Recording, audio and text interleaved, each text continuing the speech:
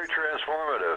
Yeah. Yes, it sparks some stuff very deep inside us. It facilitates change. It promotes growth. I think it does affect our DNA. It's a very deep thing. We have a relationship with the sun in that our DNA is, if we were to put together aggregate length of our entire DNA of the average human, it's 12.5 billion miles of the stuff. And that matches the length, the radius at which the sun projects its light before it's stopped by interstellar space at its heliospheres. The magnetic field of the Earth Yes. is being pushed against by the magnetic field of the sun, and the magnetic field of interstellar space is pushing against the magnetic field of the sun in total. So we have this as a grouping, as a solar system, we're kind of like this electric dynamo that's in a process of rotation. So as we are rotating, there is this tail, if you will, that narrows down and curlicues out, that's trailing behind our solar system as we dolphin through this galaxy. And every time we hit these light quotients, these solar flares, I think it like resets the dynamo of the whole energetic, of the whole electrical body of the solar system itself. So it sounds like we really have some electrical charges that are affecting us from these solar flares. That's what it sounds like to me. And I know for one, and I've heard this from many people I've spoke to, that you feel this sort of like pain. I get this pain in the side of my head, or different weird unanswerable things going on, and I feel like there's some type of change happening within me. And so that's been one of the big talks, things that people have been talking about. So have you had those sort of effects as well? Yeah, it's bodily inflammations. I have inflammation issues with this vehicle, and it always sparks up headaches. I get hit with headaches more readily during this period. Peter, I'm coming back here with the sun flares. What does it mean when you talk about the sun as a water maker? Recent discoveries made by the astrophysics community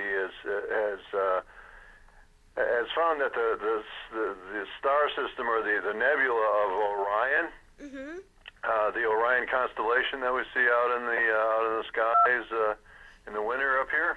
Yeah. That's that the middle star of the three stars of Orion's belt is the Orion Nebula, and they've been looking at this with telescopes for some time, but they finally, through spectrography, they were able to get the right spectrum for determining H2O, the presence of that, and with their telescopes determined that within the Orion Nebula there was water being produced at a rate of 60 Earth oceans every half hour.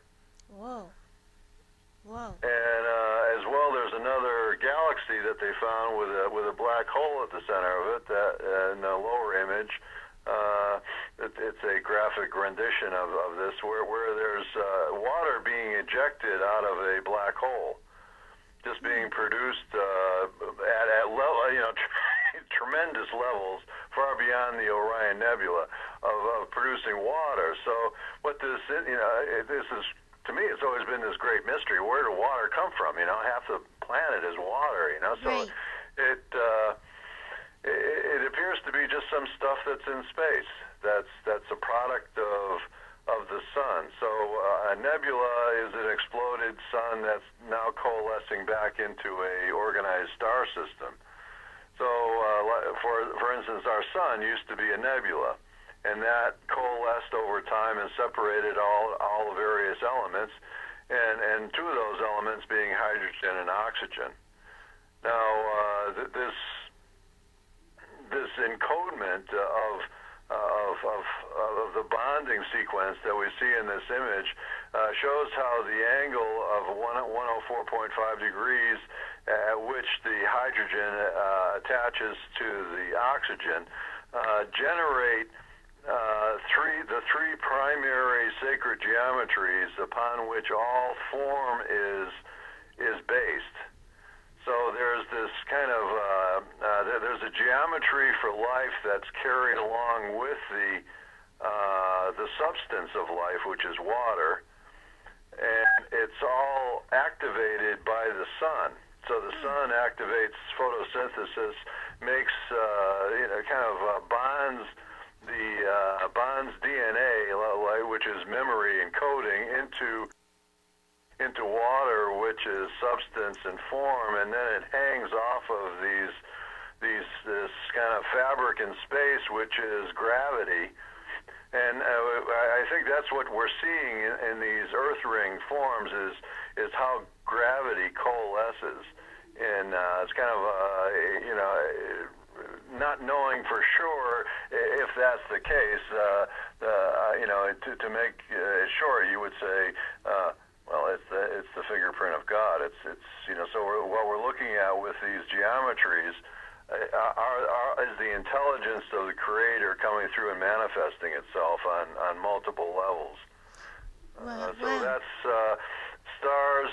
We say, well, what's the scientists say, well, Venus is too far away for its magnetic field to affect us at all. But if you look at Venus as being a resonant form that is nested within the Earth in the shape of its mantle, then you have a very intimate relationship between human, planet, and Earth in this co-creative dance. So it's this. Astrology would be kind of like, or gaiagraphy would be just looking at the patterning of the universe and seeing how that all is shaking down. It's kind of this incredible intelligent machine that's at work out there with all these gears and points and energy. Well, you explain. Wow, where should we go from there, Andrea? Well, and what you're explaining though makes a lot of sense when you talked about the how everything is coalesced, how it works together, and what it produces, and you were talking about the sun as a water maker. I never ever knew what you just brought forward, that the sun has such an important part in making the water and its connection, its association, so on. Right. It is. So the sun and the entire solar system and water is all part of a same biology. It's a solar system biology that's spinning through space, rotating through space. It's almost as if that the sun itself is the core of a dynamo, and the spinning planets around it are what gives it its light, its sun, its spark. And so every so often it has to reset its spark, and that's the sunspot that gets hit, and that pulses out. The sun actually has like a rotational field, a curved arms. I think 5 arms of electric jets and whirls going around it, and we're caught in this spinning field of the sun. The sun rotates, and as it rotates, it's spinning off all this electrical discharge, and when it gets to a big sunspot, it just blows out a huge cloud of this intense energy, and that goes out and enlivens everything within its heliosphere. Well, it enlivens us. It enlivens our planetary core. So our planetary core is starting to heat up and reacting to the same thing the sun is reacting to. And our heart core, that piece within us, that love piece, that spark of consciousness and creation, also oscillates along with the sun and the core of the earth. And there's this radiance that I found in the earth core. You ask, well, let's do this thing in a sun flare. And I never looked at the sun before as its interior pattern, and indeed that the sun actually has inner core, outer core, and mantle, if you will, that match geometrically the same Earth rings that we see within the Earth. Where? Earth rings are kind of implicit with water. As the sun radiates its inner radiance of rings of creation, these radiances of creation, it stimulates all the rest of them. Yeah. Well, it certainly has to have an effect on us. What are some of the things that you, or the effects that people are feeling that you've heard about? I mean, we talked about some of them before, but what are some of the effects that that people may experience from these sun flares? Well, they'll get achy joints, they'll get headaches. They're probably prone to some emotional stuff. Emotional issues will come up. Something hidden in the shadows will come to surface. Psychological issues will come up. We can expect that. We can expect social unrest, and biologically we can expect achy joints, and